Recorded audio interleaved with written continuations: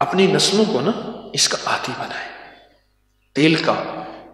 میرے پاس ایک صاحب آئے، کہنے لگے گزشتہ 36 سال سے میں امریکہ میں رہ رہا ہوں. کہنے لگے مجھے ایک ریسرچ نے حیران کر دیا. سننا ذرا غور سے، توجہ سے سنیے گا. اچانک ایک کام کی بات یاد آئی مجھے، بڑے عرصہ پہلے کی سنی ہوئی تھی.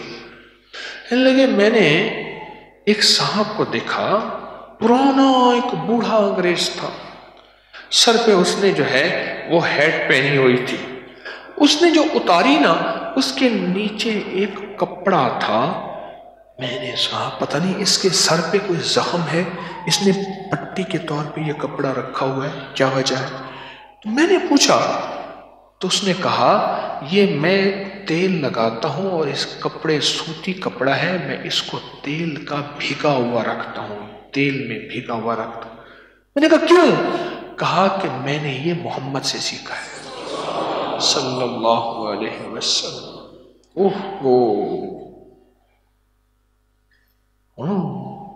یہ کیسے؟ کہنے لگا آپ کی کتابوں میں لکھا ہوا نہیں ہے.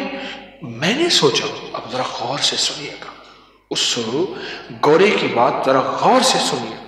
اب میں نے سوچا جس دین کی اب سے پہلے بنیاد ہی نہیں تھی،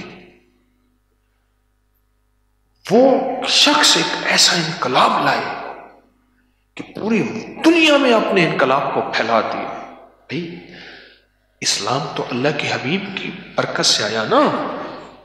بھائی ایسے ہے نا، میرے کملی والے کی برکت سے اسلام آیا، اس سے پہلے تو اسلام نہیں تھا.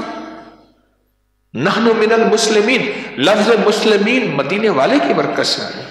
لیکن جس شخص نے پوری دنیا میں انقلاب برپا کر دیا، وہ کتنا ذہین آدمی ہوگا، وہ کتنا اسکالر اور تھنکر اور مفکر ہوگا. میں نے سوچا، پھر میں نے اس بندے کی زندگی کو سرچ کیا تو پتا چلا کہ وہ بندہ اسی دماغ سے بیٹھ کے سوچتا تھا. تو میں نے کہا وہ دماغ کو کھلاتا کیا تھا؟ پتا چلا وہ دماغ کو وہ بندہ تیل پلاتا تھا.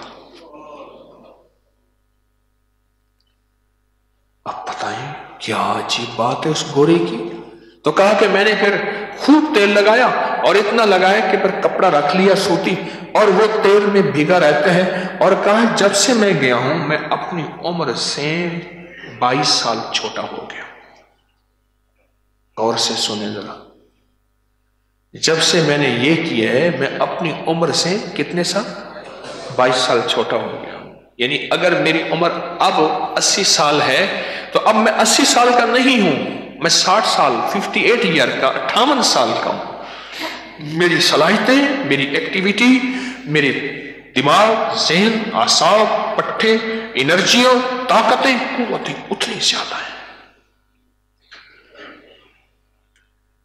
تو جسم کے 2 حصے ہیں، ایک سر ہے ایک پاؤں ہے. ان کو تیل دو، یقین جانیے ساری دنیا کی میڈیکل کی ریسرچ میں بیان نہیں کرتا، میں نے اس پہ کتابیں میں اس پہ میں نے مواد جمع کیا ہے، لکھی ہے. ساری دنیا کی میڈیکل سائنس کی ریسرچ جب اپنی تحقیق مکمل کر لیتی ہے تو جب دروازہ کھولتی ہے تو سامنے سنت نبوی نظر آتی ہے. صحیح بات ہے. اپنی ساری ریسرچ لاکھوں ڈالر، کروڑوں ڈالر اور زندگیاں کھپانے کے بعد جب وہ ریسرچ کھلتی ہے تو میرے کملی والے کی ادائیں، وفائیں، میرے کملی والے کا نام، برکتیں، حدیث، آپ کی زندگی وہ ساری سامنے آتی ہے کہ حضور تو یہ پہلے فرما بھی چکے تھے، کر بھی چکے تھے. ساری دنیا کی ریسرچ جب ناکام ہو جاتی ہے یا کامیابی کے اپنے جھنڈے لہراتی ہے، وہاں میرے کملی والے کی ادائیں موجود ہوتی ہیں.